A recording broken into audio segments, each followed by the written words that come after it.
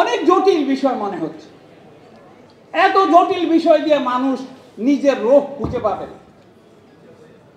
আপনি নিজের রোহ যদি খুঁজে না পান, জাতির রোহ আত্মা যদি খুঁজে না পান, আপনি বিপ্লবের আত্মা খুঁজে পাবেন না।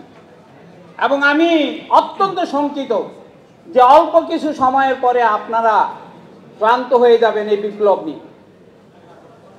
আমার খুব ভয় হচ্ছে, কারণ হিস্ট্রি মুভিং টু ফাস্ট নাও। আপনাকে খুব বেশি স্পেস দিবে না। লেনিনকে দেওয়া হয়েছিল 4-5 বছর, 7 বছরের পরে স্টেলিন এসে বিপ্লব শেষ। মাও সেতুং তো আসলে বিপ্লব করে না, এটা বললে তো আপনারা বিশ্বাসই করবেন না। চুয়েন্নাই করেছিল বিপ্লব, মাও সেতুংকে বসাইছে। মাওলানা ভাসানী করেছিল স্বাধীন, শেখ মুজিবকে আপনারা বসাইছেন, আমরা বসাইছি, আমাদের মা বাবারা বসাইছে। সুভাষ বসু করেছে ভারত স্বাধীন, গান্ধীকে করা হয়েছে ভারতের পিতা। শেরে বাংলা আজকে ফজলুল হক করলো, পাকিস্তান সৃষ্টির সকল আইডিয়া সবকিছু ওনার কাছ থেকে আসলো, জিন্না হয়ে গেল জাতির। তো ইতিহাস অধিকাংশ সময় মিথ্যা বলে, কারণ those who are in power they write the history.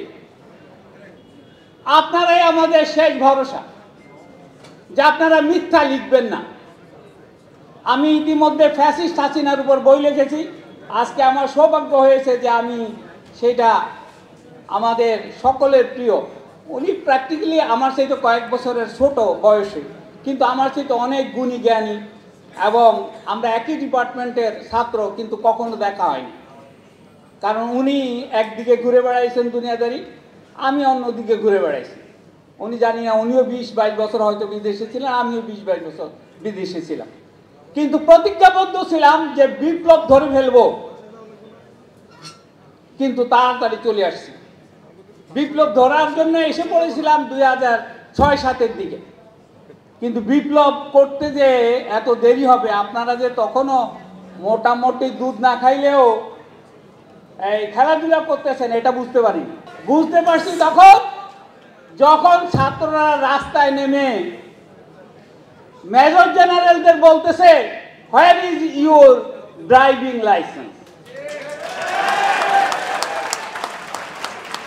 সেই দিন থেকে আমি ভাবলাম যে বিপ্লব তো আসন্ন, কিন্তু এদের তাড়াতাড়ি বড় করা যায় কিভাবে। এরা বড় হয়েই কিন্তু আপনারা টের পান না। আপনারা খাওয়া দাওয়া কি করেছেন জানি না, আপনাদের নিয়ে এত অপবাদ শুনতে হয়েছে যে এই প্রজন্ম কিছু করবে না, দেশপ্রেম নাই, কিছু নাই। এখন শেষ কথা বলে যাচ্ছি আমি সাবধানবাণী হিসাবে, কি বহুত্ববাদ নাকি ঢুকেছে এখন আবার, অর্থাৎ এই বহুত্ববাদের ভিতর দিয়ে কিন্তু আপনারা ফ্যাসিবাদ ব্যবস্থার বিলুপ্ত নয়, উত্থান ঘটাবেন যদি সাবধান না হন। আপনারা ছাত্রলীগকে যেভাবে নিষিদ্ধ করেছেন, আওয়ামী লীগের ব্যাপারে যদি সে ধরনের ব্যবস্থা নিতে ব্যর্থ হন, তাহলে ফ্যাসিবাদ এসে যাবে, এবং তাতে সবগুলি বড় দল সহযোগিতা করবে। তার প্রমাণ আমরা দিতে পারি।